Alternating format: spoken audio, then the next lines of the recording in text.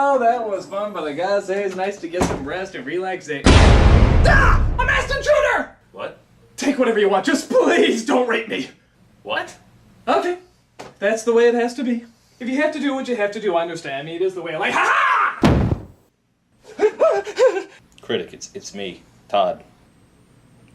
Oh, yeah, that's right, the mask thing. What are you doing here?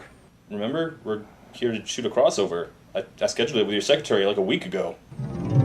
Dear Nostalgia Critic, do not forget about your appointment with Batman. Oh, yeah. It's just, my schedule's been so crazy. I barely have time for crossovers. Hey, don't forget, man, we're doing Pink Floyd's The Wall, 5 minutes. God, I'm doubting the security in this hotel.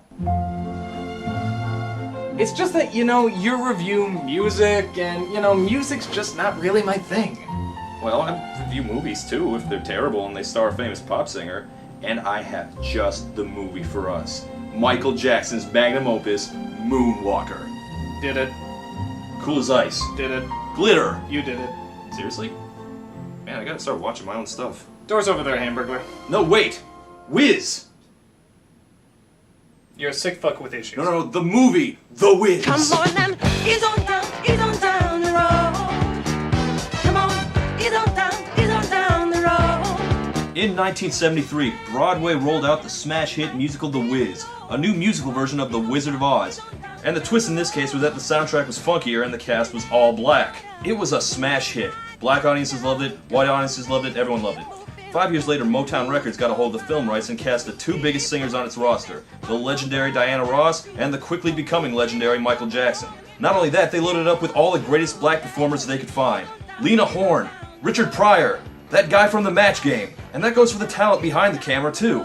After all, who better to bring Black America to the whimsical fantasy-scape of Oz than director of angry social dramas Sidney Lumet, and a screenplay from the guy who brought us the Bat credit card. Oh god, Schumacher, seriously? What, does he put bat nipples on the Tin Man? Well, come on, it's a great play, it's a great iconic story, who could screw that up? Schumacher could find a way everything he touches turns to dick. And that's not a reference to his homosexuality. I think he's just a terrible storyteller. Well, come on, let's watch the movie. We're off to annoy the critic, Nostalgia Critic, and... let's watch the movie. So we open in... Harlem? Wow, Toto, we really aren't in Kansas anymore. Okay, apparently we see Dorothy's family having a dinner party and singing a song, but Dorothy instead sings a song about how she's scared, and she doesn't know why.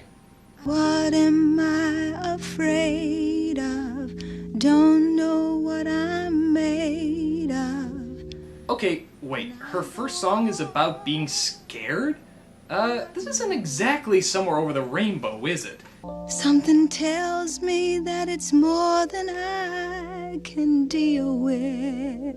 In fact, it's exactly the opposite. That's like if they remade Beauty and the Beast and instead of Be Our Guest, they sung Get the Fuck Out!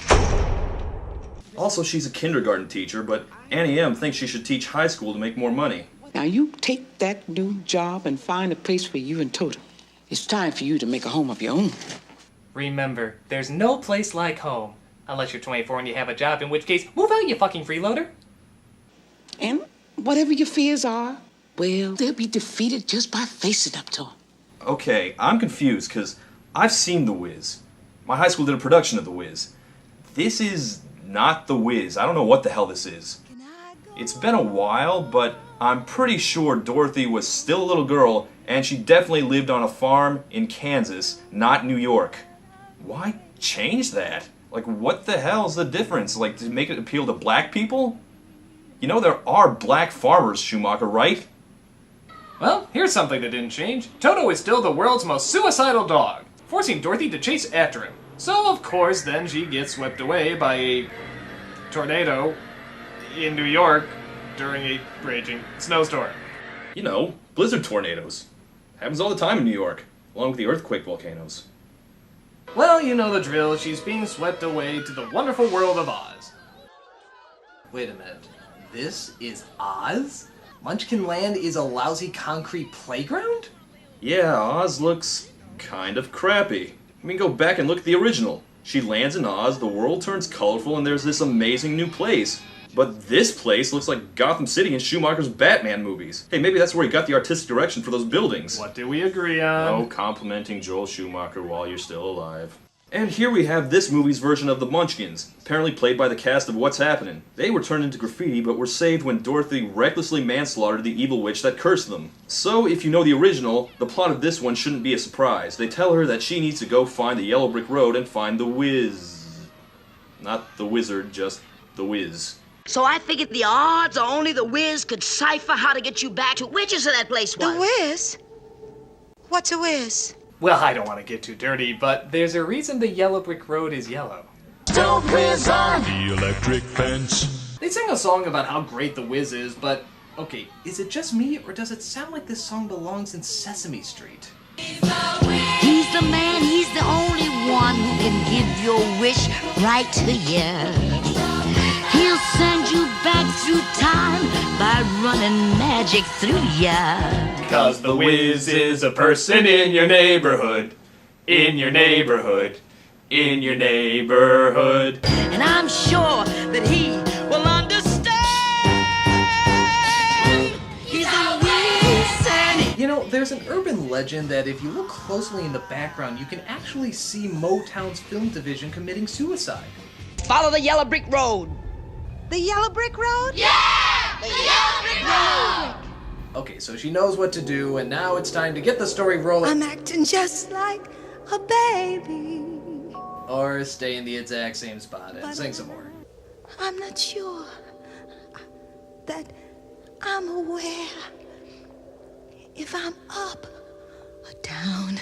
Not in a hurry to get home, huh? Just going to see the Wiz when you're up and ready for it. Again, not a slam against his homosexuality. I'm so amazed at the things that I see here. Don't wanna be afraid. I just don't wanna be here. Okay, I am really not feeling Diana Ross as Dorothy here. How did they take one of the most glamorous and beautiful women of the 70s and make her look that busted? I guess it doesn't help that she's constantly whimpering and simpering like that. I mean, look at her. It'd be one thing if she were a little girl like she was supposed to be, but she's not. She's clearly a woman in her mid-30s. I wanna go home. I wanna go home. God damn, you're a grown-ass human being. Man the fuck up. Or woman the fuck up. Grow some balls. Or parade your vagina. Put some hair on your chest. Or shave your tits. Also, she can't catch a cab. Social commentary, everyone.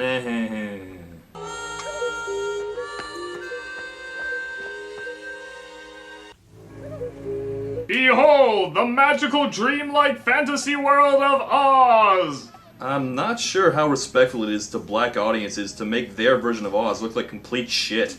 It's almost as if Schumacher doesn't do adaptations well. So, Dorothy comes across a gang of crows. They're apparently taking a break from heckling Dumbo so that they can bother the Scarecrow, played by Michael Jackson, who at this point was still black enough to be in this movie.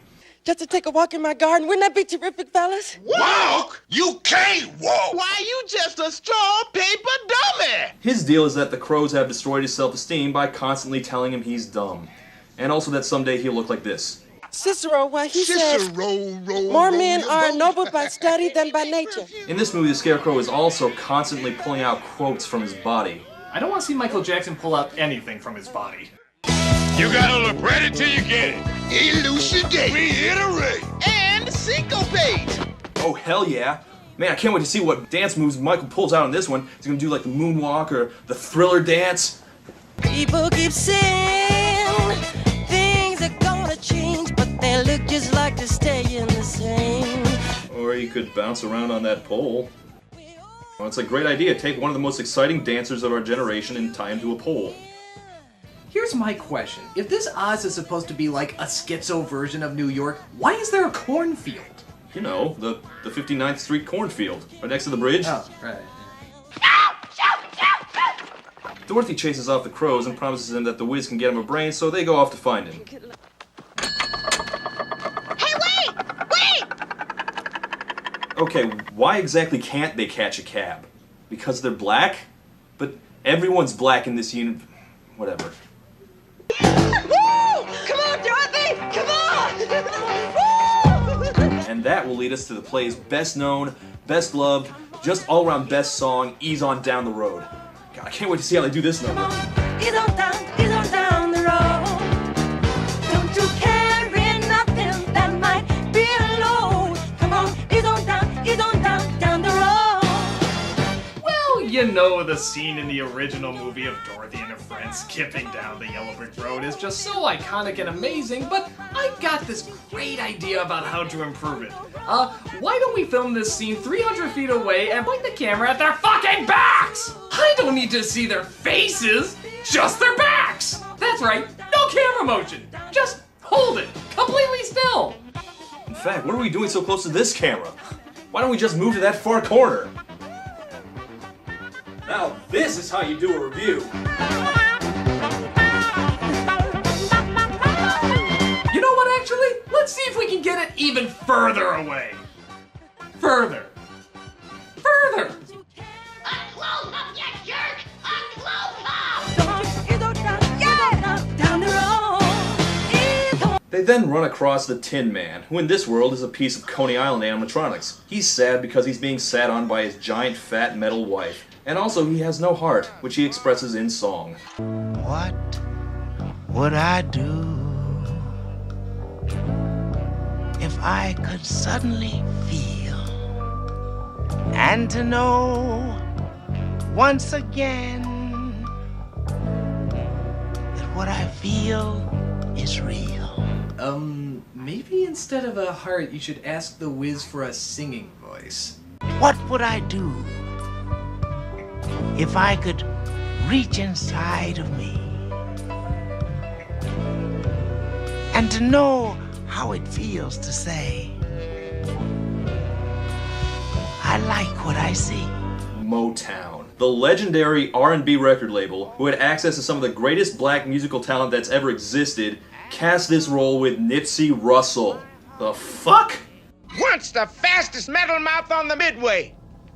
Frozen. Today, a seat cushion for teeny, teeny, teeny, teeny, teeny, teeny, teeny, teeny. No, we're not doing that. No. Slide some oil to me. What, he gets another song? Yeah, Michael Jackson, the king of pop, gets one solo performance, but Nipsey Russell gets 2 in a row. This is intolerable. So then they travel to out front of the Oz New York Library, where...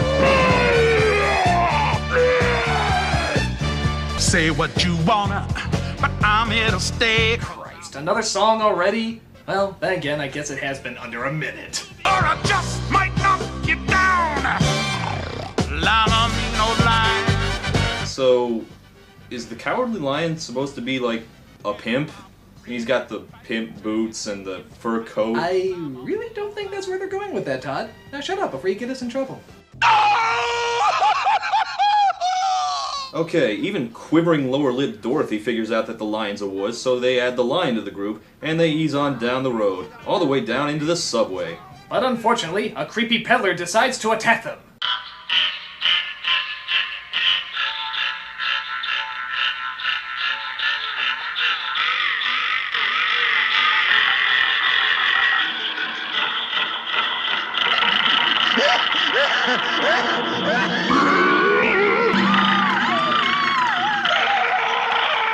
Oh my god, this is as scary as an actual New York subway!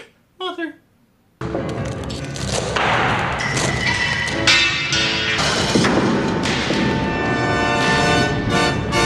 You know, I can't tell if this scene is really creative or especially lazy. I mean, it's kind of neat that parts of the subway come to life, but then again, it's just parts of the subway coming to life! You just put teeth on garbage cans! What's next? A drawer that eats people? A drawer! A drawer! Oh my god, a drawer!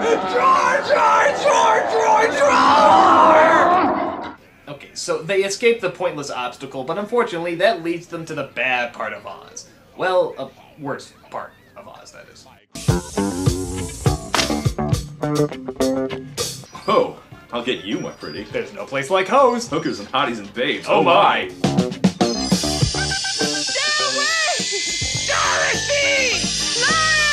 I guess the Donna Summer bad girls here are supposed to be the poppy fields because they make Dorothy and the lion fall asleep, but then the other two rush in to save them. Please don't be dead. Oh, please don't be dead.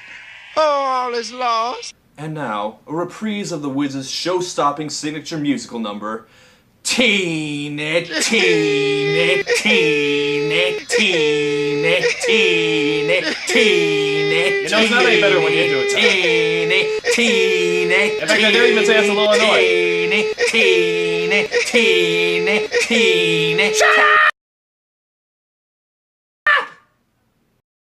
The lion feels so bad that he totally botched that one, so Dorothy makes him feel better with, yeah, Big Shot, you're never gonna believe it, another song! Try And trying, and trying. a liar. I'm a liar.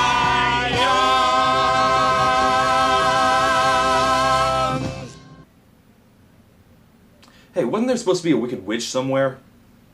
Apparently not, because after that, it's smooth sailing for Dorothy and the crew. Make it to the Emerald City, and they get to meet the Wiz.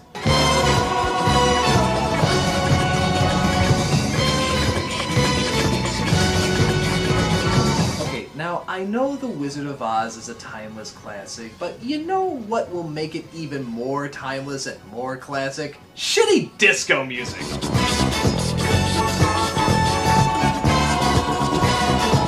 Okay, this song was not in the play. Hell, a bunch of these songs were not in the play. There's a lot more songs that are missing from the play.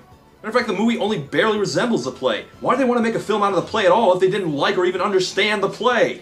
I thought it over, and green is dead. Till I changed my mind, the color's red. I don't even know what this dance number is about. They sing about the trendy color of the moment, then the Wiz changes the color. And they sing about that. I feel like this is a social commentary about something, I just have no idea what the fuck it is! And while we're ranting, what the hell's with all the wide shots in this movie? Why am I constantly looking at scenes filled with nothing fucking happening? Wide shots are supposed to have a point, damn it! Here it's just like the cameraman was too lazy to walk the camera any closer. I guess they're there to show off the sets, which are pretty amazing. And by amazing, I mean amazingly big. But unfortunately, they're amazingly fake looking too. They may as well just have filmed this in a McDonald's playland. Yeah, like, go back and look at Munchkin Land. What the hell's going on back there? They supposed to be in a black hole? What's with the Emerald City? Do these people live anywhere? They just stand here on this empty-ass dance floor all day. This is intolerable! Well, in one of the scenes from the source material that they managed not to screw up, they meet the Wiz, who tells them that if they want favors from him, they have to go kill the Wicked Witch, who the movie has finally remembered to put in. The Great Oz has spoken!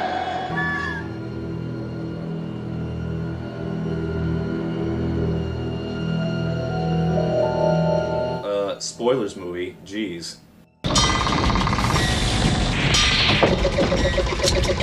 Wow, she's hideous, and she's so evil in this version, she runs a sweatshop in a horrible factory.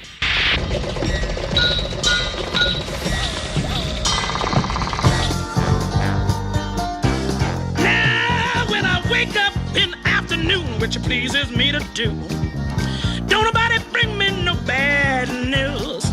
You can't be my best of friends as opposed to paying dues. But don't nobody bring me no bad news. Actually, this Wicked Witch is a lot of fun. Even her sweatshop seems really into it. Yeah, I kinda want her to win. So don't nobody bring me no bad news. So she finds out about Dorothy and sends out her flying monkeys. The flying monkeys, for the record, are the name of a motorcycle gang in this movie.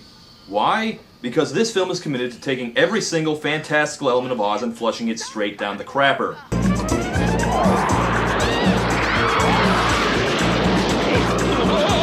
The monkey bikers capture the four of them and bring them into the factory, where, because this is a kids' movie, the witch starts straight up torturing them. Don't give up the shoes, Dorothy! Well, that's gruesome. Yeah, I'm actually kind of wondering how the hell they're gonna get out of this. It makes me melt! No!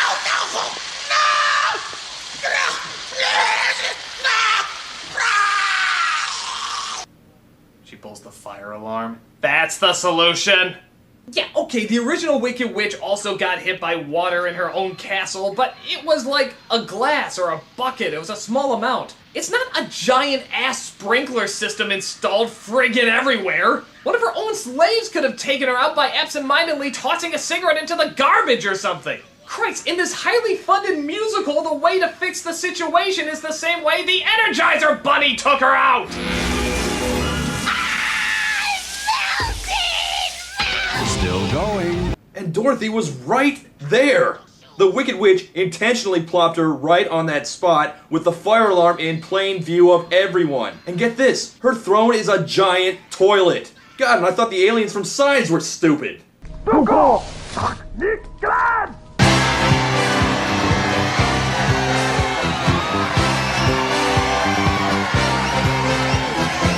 Everybody look around, 'cause there's a reason to. I think I'm actually starting to feel this movie. Like, everyone's happy, everyone's dancing, there's a lot of energy. Dinah Ross has finally lost that annoying wibble, wibble, wibble look on her face. Yeah, you know, I'm starting to get into this finally.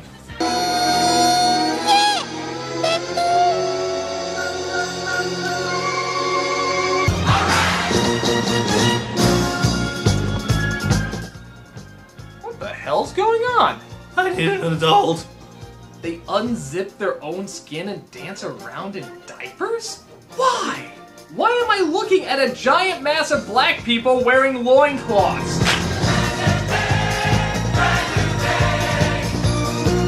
Okay, I can only assume Dorothy and everyone leave before the orgy commences in full, and they sneak in the back way into the Wizard's room, where they find out the awful truth.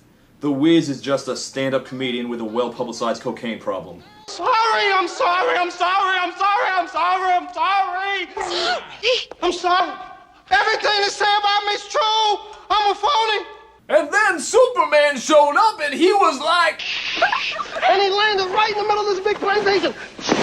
So then Dorothy realizes that they had what they needed all along, and she sings about believing in yourself. And then Glinda the Good Witch finally shows up, just right the fuck out of nowhere. And then she sings a song about believing in yourself. God, movie, quit dragging it out! Believe you can float on air. Yes, click your heels 3 times. Did she pin babies to the wall?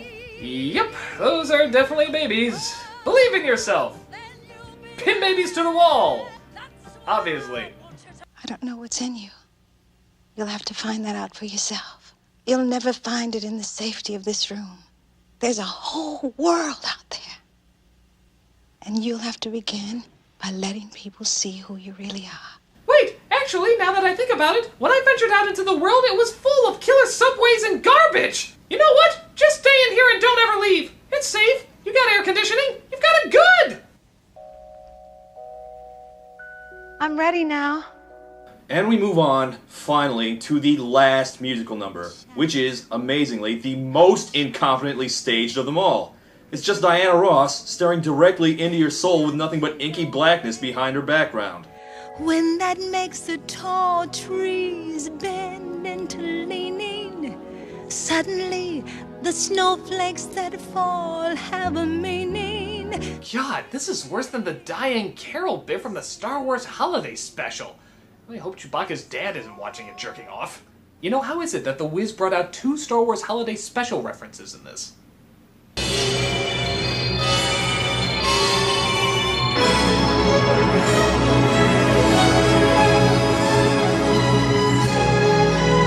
Oh, Auntie M, I had the most awful dream, and you weren't there, and you weren't there. None of you were there. Oh, I'm so glad to be home. Are you still here? Why haven't you moved out yet?